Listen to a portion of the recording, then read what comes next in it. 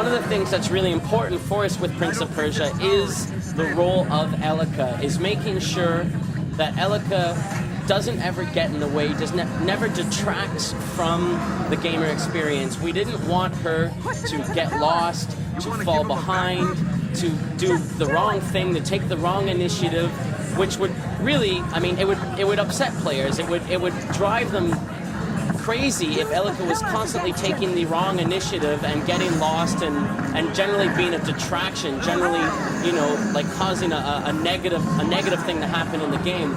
So Elika has been very carefully designed and implemented to only ever be a positive. In combat, for example, Elika is only ever going to jump in and attack when I ask her to. She's only ever going to do a cooperative jump or help me navigate through the world if I ask her to.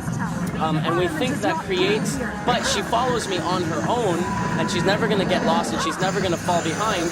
And we think that creates a sort of partnership between them that we hope will really appeal to players.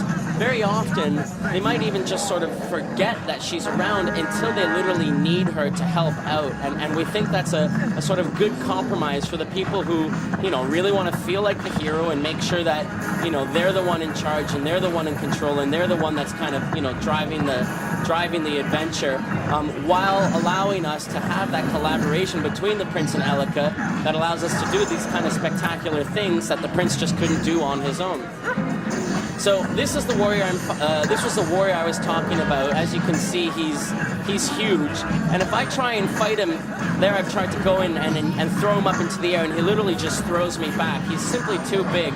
So my strategy here is to drive him up against these columns by attacking him with my sword or Elika, in order to push him up against the columns and bring them down on his head, thus damaging him because it's the only way I can hurt him.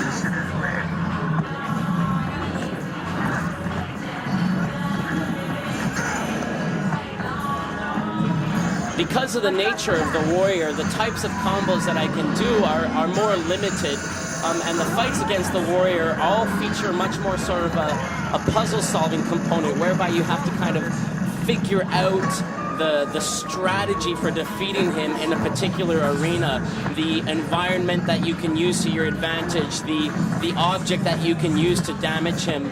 The other enemies in the game, though, all have very different types of combat experiences against them. We really wanted to make sure that every enemy that you're facing in this game, while you're fighting against them all, you know, using the same combat system, so, you know, X to swing your sword, Y to use Elika, A to do an acrobatic attack, B to do a gauntlet attack, while you're fighting against all the enemies in a similar way, the experience of fighting them and the strategies for defeating them is very, very different.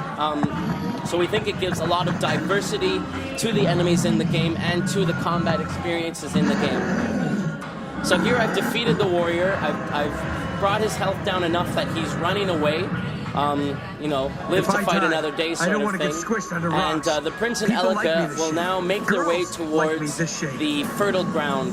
It's my destination. It's where Elika's magic power is at its most concentrated, and that's where I will be able to drive all the corruption out of this particular part of the world.